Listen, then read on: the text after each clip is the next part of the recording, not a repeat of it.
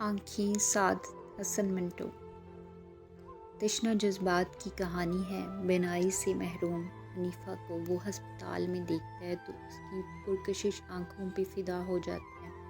حنیفہ کے رویے سے محسوس ہوتا ہے کہ یہ اسپتال اس کے لیے بالکل نئی جگہ ہے، اس لیے وہ اس کی مدد کے لیے آگے آتا ہے۔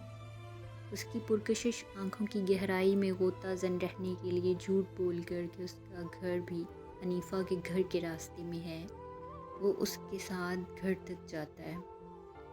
پہنچنے کے بعد جب وہ تانگہ سے اترنے کے لیے بدرو کا سہارا لیتی ہے تب پتہ چلتا ہے کہ یہ بینائی سے محروم ہے، اور پھر اس کے سارے جسم میں مجھے اس کی آنکھیں بہت پسند تھیں۔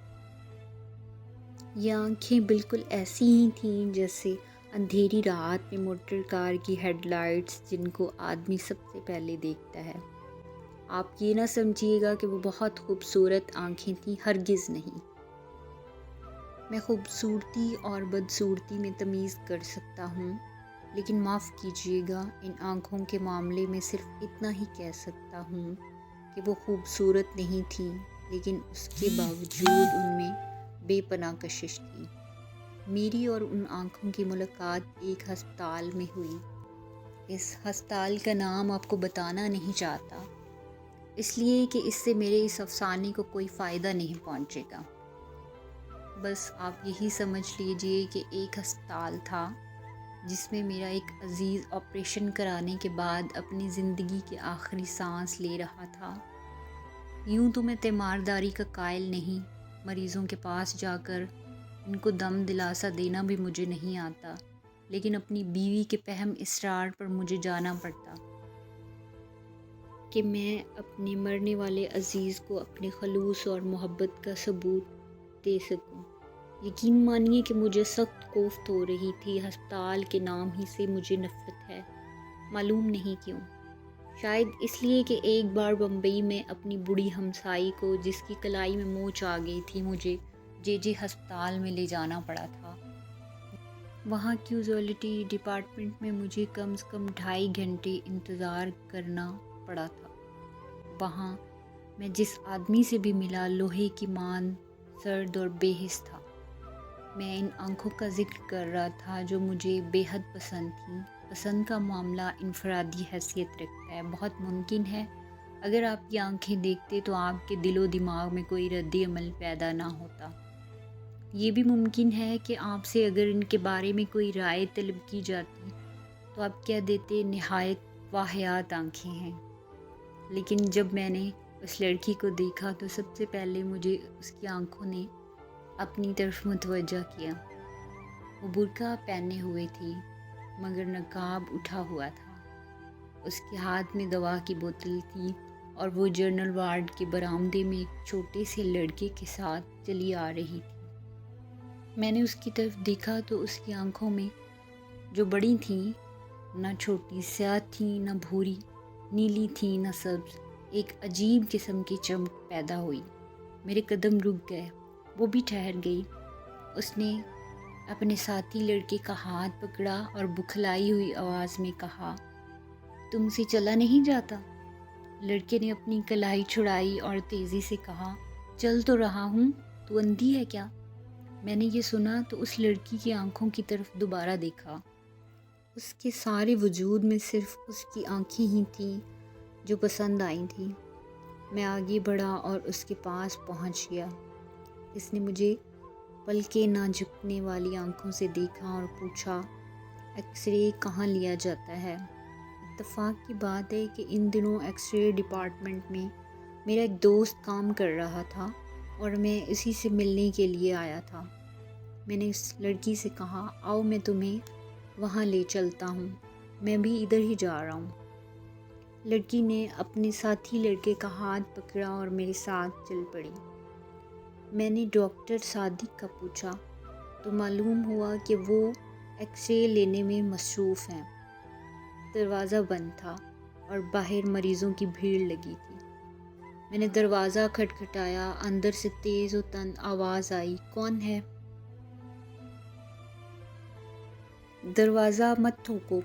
لیکن میں نے پھر دستک دی، دروازہ کھلا اور ڈاکٹر صادق مجھے گالی دیتے دیتے رہ گئے، ओ तुम हो? हाँ भाई, मैं तुमसे मिलने आया था। दफ्तर में गया तो मालूम हुआ कि तुम यहाँ हो। आ जाओ अंदर। मैंने लड़की की तरफ देखा और उससे कहा आओ, लेकिन लड़की को बाहर ही रहने दो। डॉक्टर सादिक ने हौले से मुझसे पूछा, कौन है ये? मैंने जवाब दिया, मालूम नहीं कौन है, एक्स-रे डिपार्टमेंट का पूछ रही थी। मैंने कहा चलो मैं लिए चलता हूँ। डॉक्टर सादिक ने दरवाज़ा और ज़्यादा खोल दिया। मैं और वो लड़की अंदर दाखिल हो गए। 4-5 मरीज़ थे। डॉक्टर सादिक ने जल्दी जल्दी उनकी स्क्रीनिंग की और उन्हें रुखसत किया। उसके बाद कमरे में हम सिर्फ 2 रह गए, मैं और वो लड़की। डॉक्टर सादिक ने मुझसे पूछा, इन्हें क्या बीमारी है? मैंने उस लड़की से पूछा, क्या बीमारी है तुम्हें? एक्स-रे के लिए तुमसे किस डॉक्टर ने कहा था? अंधेरे कमरे में लड़की ने मेरी तरफ देखा और जवाब दिया, मुझे मालूम नहीं क्या बीमारी है। हमारे मोहल्ले में एक डॉक्टर है, उसने कहा था कि एक्स-रे लो। डॉक्टर सादिक ने उससे कहा कि मशीन की तरफ आए। वो आगे बढ़ी तो बड़े ज़ोर के साथ उससे टकरा गई। डॉक्टर ने तेज़ लहजे में उससे कहा, क्या तुम्हें दिखाई नहीं देता? लड़की खामोश रही। डॉक्टर ने इसका बुर्का उतारा और स्क्रीन के पीछे खड़ा कर दिया। फिर इसने स्विच ऑन किया। मैंने शीशे में देखा तो मुझे उसकी पसलियाँ नज़र आईं। उसका दिल भी एक कोने में काले से धब्बे की सूरत में धड़क रहा था। डॉक्टर सादिक 5-6 मिनट तक इसकी पसलियों और हड्डियों को देखता रहा। उसके बाद उसने स्विच ऑफ कर दिया और रोशनी करके मुझसे मुखातिब हुआ, छाती बिल्कुल साफ़ है। लड़की ने मालूम नहीं क्या समझा कि अपनी छातियों पर जो काफ़ी बड़ी बड़ी थीं, दुपट्टे को दुरुस्त किया और बुर्का ढूंढने लगी। बुर्का एक कोने में मेज़ पर पड़ा था। मैंने बढ़कर उसे उठाया और उसके हवाले कर दिया। डॉक्टर सादिक ने रिपोर्ट लिखी और उससे पूछा, तुम्हारा नाम क्या है लड़की? लड़की ने बुर्का ओढ़ते हुए जवाब दिया, जी मेरा नाम हनीफ़ा है, हनीफ़ा। डॉक्टर सादिक ने उसका नाम पर्ची पर लिखा और इसको दे दी। जाओ ये अपने डॉक्टर को दिखा देना। लड़की ने पर्ची ली और कमीज़ के अंदर अपनी अंगिया में रेस ली। जब वो बाहर निकली तो मैं गैर इरादी तौर पर उसके पीछे पीछे था, लेकिन मुझे उसका पूरी तरह एहसास था कि डॉक्टर सादिक ने मुझे शक की नज़रों से देखा था। उसे जहाँ तक मैं समझता हूँ उस बात का यकीन था कि उस लड़की से मेरा ताल्लुक़ है। हालांकि जैसा आप जानते हैं ऐसा कोई मामला नहीं था, सिवाय इसके कि मुझे उसकी आंखें पसंद आ गई थी। मैं उसके पीछे पीछे था। उसने अपने साथी लड़की की उंगली पकड़ी हुई थी। जब वो टांगों के अड्डे पर पहुँचे तो मैंने हनीफ़ा से पूछा, तुम्हें कहाँ जाना है? उसने एक गली का नाम लिया तो मैंने उससे झूठ मूठ कहा, मुझे भी उधर ही जाना है, मैं तुम्हें तुम्हारे घर छोड़ दूँगा। मैंने जब उसका हाथ पकड़कर तांगे में बिठाया तो मुझे महसूस हुआ कि मेरी आँखें एक्सरेज का शीशा बन गई हैं।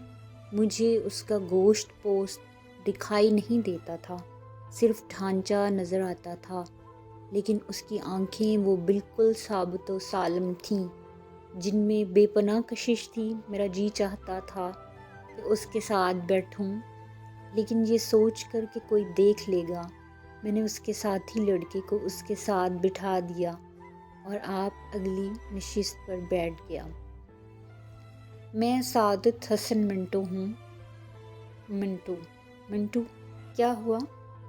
कश्मीरियों की एक ज़ात है, हम भी कश्मीरी हैं। अच्छा, हम किंग वाइस हैं। मैंने मुड़कर उससे कहा, ये तो बहुत ऊंची ज़ात है। वो मुस्कुराई और उसकी आंखें और ज़्यादा पुरकशिश हो गईं।